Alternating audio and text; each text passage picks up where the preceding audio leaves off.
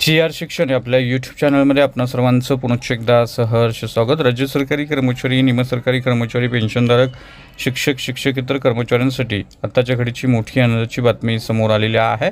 पगार पेन्शन संदर्भात अतिशय महत्त्वपूर्ण असा शासन निर्णय आज निर्गमित झालेला आहे। काय आहे तो शासन निर्णय आणि या शासन निर्णयाचा फायदा राज्यातील कोणत्या विभागातील सरकारी कर्मचारी, पेन्शनधारकांना याचा फायदा होणार आहे, या संदर्भातील सविस्तर माहिती देणारा हा व्हिडिओ पाहण्यापूर्वी नेहमीप्रमाणे आपणा सर्वांना एकच विनंती, व्हिडिओ शेवटपर्यंत पहा आणि आपण जर आमच्या चॅनलवर नवीन असाल तर चॅनलला जरूर सबस्क्राइब करा। समोरील बेल आयकॉनला सुद्धा क्लिक करा, जेणेकरून महत्त्वपूर्ण शासन निर्णय, कर्मचारी, पेन्शनधारकांच्या हिताच्या महत्त्वपूर्ण अपडेट्स आपल्याला आपल्या यूट्यूब चॅनलवरती सर्वात अगोदर पाहावयास मिळतील।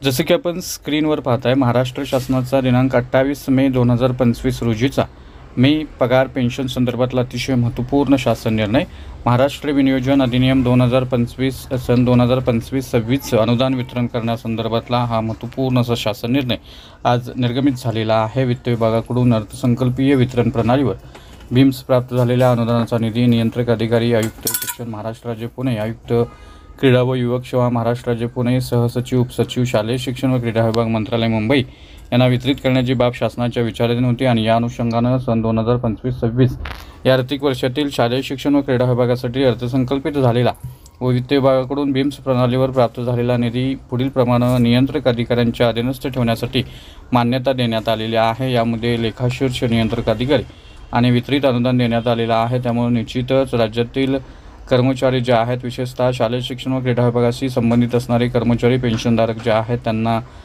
पगार पेन्शन मिळण्याचा मार्ग आता रिकामा झालेला आहे। त्यांना खचितच लवकर पेमेंट जे आहे ते पेमेंट मिळणार आहे। त्या संदर्भातला हा महत्त्वपूर्ण असा शासन निर्णय निर्गमित झालेला आहे। याच्यामध्ये 2025-26 आर्थिक वर्षात वित्त विभागानं बीम्स प्रणालीवर उपलब्ध करून दिलेला निधी अनुदान अटी व शर्तीच्या अधीन राहून वितरित करण्यात येत आहे। यामध्ये शासकीय कर्मचाऱ्यांना अग्रिम मंजूर करण्यास वेळोवेळी निर्गमित केलेले शासन निर्णय, शासन परिपत्रक या अनुषंगानं अग्रिम वितरित करण्यात यावं, यात कोणतीही कसर होणार नाही याची दक्षता घेण्यात यावी।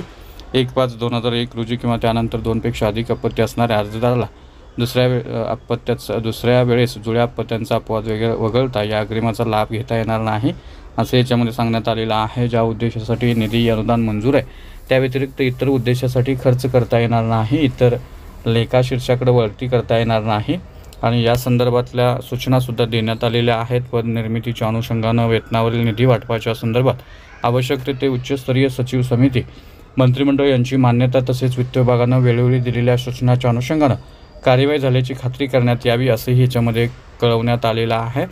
त्यामुळे निश्चितच राज्यातील सरकारी कर्मचारी, विशेषतः शालेय शिक्षण विभागाशी निगडीत असणारे शिक्षक, शिक्षकेतर कर्मचारी, पेन्शनधारक यांच्यासाठी अतिशय महत्त्वपूर्ण बातमी असून पगार पेन्शन आता वेळेत मिळणार आहे। या संदर्भातला हा महत्त्वपूर्ण शासन निर्णय आज म्हणजेच 28 मे 2025 रोजी निर्गमित झालेला आहे।